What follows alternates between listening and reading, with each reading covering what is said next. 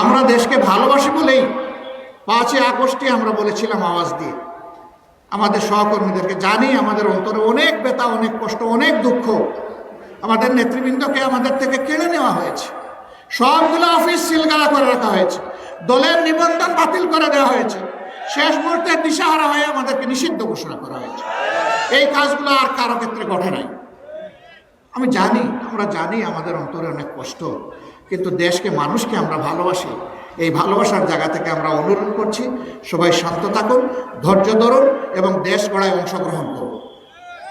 আলহামদুলিল্লাহ, সারা দেশে কোথাও আমাদের কাছে এই ধরনের নাই যে আমাদের কর্মীরা ঝাঁপাইয়া পড়ছে কোনো বালুমহল, জলমহল, অথবা কোনো হাট বাজার, অথবা কোনো স্ট্যান্ড, অথবা ফুটপাথ, রাস্তাঘাট, এটার দখল নেওয়ার জন্য ঝাঁপাইয়া পড়ছে। এই দখল কোনো অভিযোগ নেই, এটি আমাদের কৃতিত্ব নয়। যিনি আমাদেরকে এই তৌফিক দান করেছেন সেই আল্লাহ রাব্বুল আলামিনের কৃতিত্ব। এই জন্য তার দরবারে আরেকবার মতো শিরে শুকরিয়া আদায় করি, আলহামদুলিল্লাহ। আমাদের কর্মীরা চাঁদাবাজি করছে না, মামলা বাণিজ্য করছে না, তারা জানে এগুলা করা হারাম। আমরা যারা রাজনীতি করি, বিশ্বাস করি সবাই দেশকে ভালোবাসেন। আমি মনে করি না কোনো রাজনৈতিক কর্মী এই ধরনের অপকর্মের সাথে জড়িত হবে।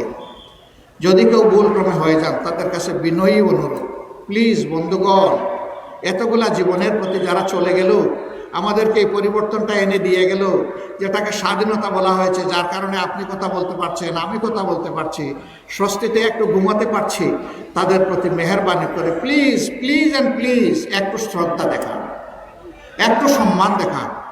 আর কেউ চাঁদাবাজি করবেন না, আর কেউ দখলদারি করবেন না, আর কেউ মামলা বাণিজ্য করবেন না, অসহায় মানুষকে মামলায় ঢুকিয়ে দিয়ে হয়রানি করবেন না।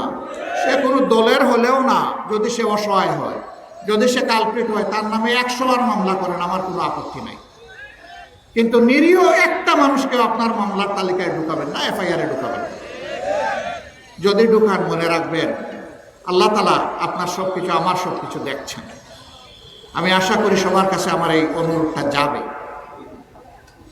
এখানে মেজরিটি মাইনরিটি বলতে কিছুই নেই, সব ধর্মের মানুষ মিলে প্রিয় বাংলাদেশ।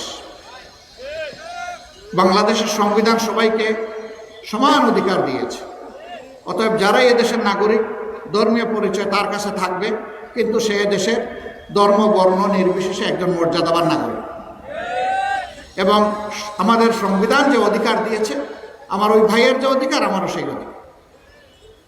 এখন কথা উঠে, তারা যদি মর্যাদাবান নাগরিক হবেন, তো বিভিন্ন সময় মন্দির, মঠ, প্যাগোডা, চার্চ কেন পাহারা দিতে হবে? সে তো আমারও প্রশ্ন। কিছু দুষ্ট লোকের জন্য এটা দেবে। এ দুষ্টামি আমার দল করে না, কিন্তু কেউ না কেউ তো করে। এই জন্য আপনারা 5 তারিখ থেকে দেখেছেন, সারা দেশে আমরা আমাদের সহকর্মীদেরকে বলেছিলাম স্বেচ্ছাসেবক হয়ে যাও আর ওই সমস্ত প্রতিষ্ঠান পাহারা দাও।